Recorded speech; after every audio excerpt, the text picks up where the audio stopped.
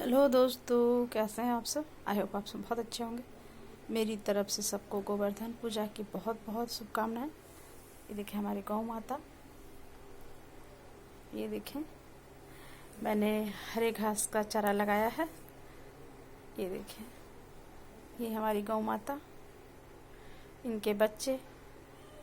तो गोवर्धन पूजा पे दोस्तों बहुत खास होता है इनका पूजा, क्योंकि कहा जाता है कि जब आप बड़े वाले विग्रह राधा कृष्ण का आपने रखा है, उनकी सेवा करते हैं ठाकुर जी की, तो अगर आप उनके जो प्रिय हैं गौ माता, उनकी सेवा अगर नहीं करते हैं, उनकी पूजा नहीं करते हैं, तो वो अपनी पूजा भी स्वीकार नहीं करते हैं।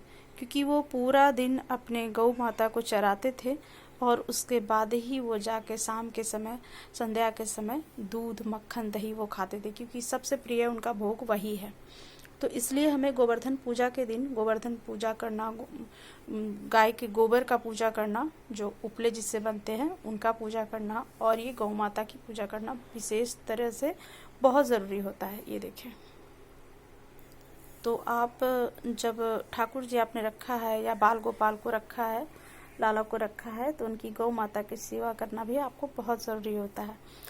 आज के दिन भोग लगाना इन्हें विशेष तरह से गुड़ का भोग लगाना। ये देखिए गुड़ है, ये गुड़ इनका बहुत ही प्रिय होता है, या गुड़ से बनी हुई मिठाई, जैसे गुड़ की लड्डू है, चावल का लड्डू गुड़ से बना हुआ होता है, वो है भोग लगाना। हरा चारा, ये जो दुर्बा जिसे भी कहते हैं हम, ये घास है, ये देखिए दुर्बा, हरी दुर्बा, तो इसका चारा लगाना, इसका भोग लगाना बहुत ही उत्तम होता है, क्योंकि गौ माता को वो सबसे प्रिय होता है। तो इसलिए हमें हरे चारे का भोग लगाना बहुत ज़रूरी होता है। और गोवर्धन पूजा के बाद ही हमारा भाई दूज आता है दोस्तों। तो सबसे पहले गोवर्धन पूजा किया जाता है, उसके बाद आपका दूसरे दिन भाई दूज होता है।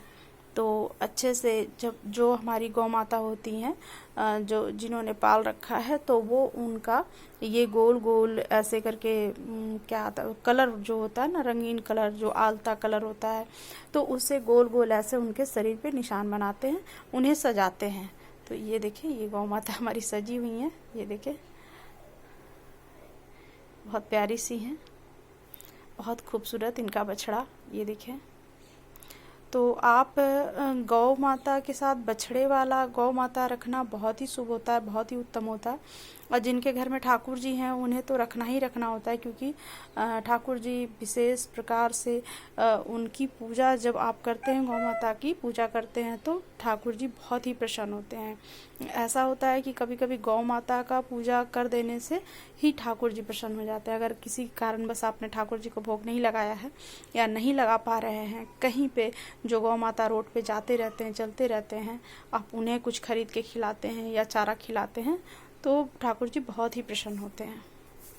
कहा जाता है कि आप ठाकुर जी की सेवा ना भी कर रहे हों, नहीं भी आप गौ माता को नहीं भी पाले हुए हैं, तो कोई बात नहीं, आसपास में जो गौ माता हैं उन्हें हरा चारा अपने हाथों से काट के कहीं से, या पालक का साग है या कोई हरी सब्जियां हैं, वो आप खिलाते हैं, तो ठाकुर जी ऐसे ही प्रसन्न हो जाते हैं। क्योंकि ठाकुर जी को सबसे प्रिय गौ माता ही है, क्योंकि माँ के समान दर्जा मिला है हमारी गौ माता को। क्योंकि जिनकी माँ नहीं होती है ना, तो वो गौ माता का दूध पी कर ही वो बच्चे पलते हैं। तो इसलिए इस धरती पर सर्वश्रेष्ठ और 36 करोड़ देवी देवता इनके शरीर में वास करते हैं। तो इसलिए भी गौ माता का हम डेली ही पूजा करते हैं। डेली थोड़ा सा एक मुट्ठा ही हरा चारा अगर हम खिलाते हैं तो भी बहुत उत्तम होता है।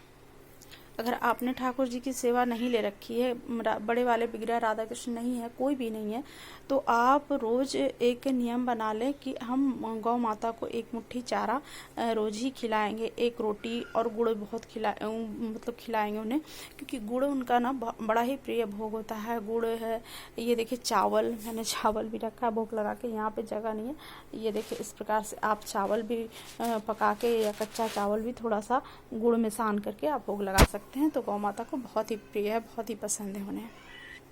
आप चाहें तो खीर बना करके भी भोग लगा सकते हैं। ये हमारे ठाकुर जी बहुत ही प्यारे हैं, बहुत ही भोले हैं हमारे ठाकुर जी, क्योंकि अगर ठाकुर जी की पूजा हम कर रहे हैं और गौ माता की पूजा नहीं कर रहे हैं तो वो बिल्कुल प्रसन्न नहीं होते हैं। डेली में भी आप गौ माता को जैसे गणेश जी को दुर्वा चढ़ाते हैं ना, तो उसी प्रकार से आप गौ माता को भी 2 दुर्वा के दाने डेली रोज चढ़ाया करें जब आपके पास ठाकुर जी हैं तो, क्योंकि ठाकुर जी अपने गौ माता के बिना कोई भी भोग को स्वीकार नहीं करते हैं। कहा जाता है कि जैसे कि ठाकुर जी जैसे बिना तुलसी के भोग को स्वीकार नहीं करते हैं, उसी प्रकार से आप जब गौ माता की सेवा नहीं करते हैं, गौ माता को भोग नहीं लगाते हैं, उन्हें भोग लगा देते हैं, तो वो स्वीकार नहीं करते हैं आपको। जैसे गणेश जी को हम दुर्वा चढ़ाते हैं, उसी प्रकार से हमारी गौ माता को भी 2 दाना कम से कम आप घर में भाव लगाएं, भाव करें। और बाहर के गाय जो हैं आपने नहीं भी पाल रखा है तो कोई बात नहीं, बाहर जा कर के उन्हें हरी पालक की साग जो होता है, वो हरे हरे घास होते हैं, वो मिलता है, मार्केट में भी मिलता है, तो आप वो खिला सकते हैं। या कुछ भी नहीं है आपके पास तो आप जो रोटी बनता है, हम 1 रोटी गौ माता के लिए विशेष तौर से उसमें गुड़ डाल करके खिला सकते हैं। अगर गुड़ भी ना है तो कोई बात नहीं, सिर्फ आप रोटी उन्हें खिला लें, तो 1 रोटी तो आप कम से कम गौ माता को खिला ही सकते हैं और 1 रोटी कुत्ते को दे ही सकते हैं। ठीक है, मेरी तरफ से सबको हैप्पी गोवर्धन पूजा। ये देखें, इस प्रकार से गौ माता की पूजा करें और विशेष ध्यान रखें। ठीक है, मेरी तरफ से सबको राधे राधे।